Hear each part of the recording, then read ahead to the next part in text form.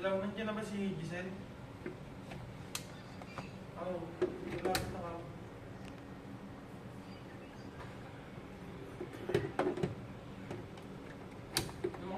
Lumakas nga na yung tulo dyan eh. Dumaan na nga dyan eh.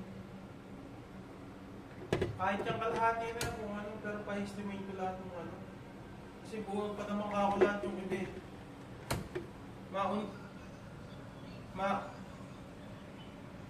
Hindi, ito nga cellphone. Kilala naman ako nun.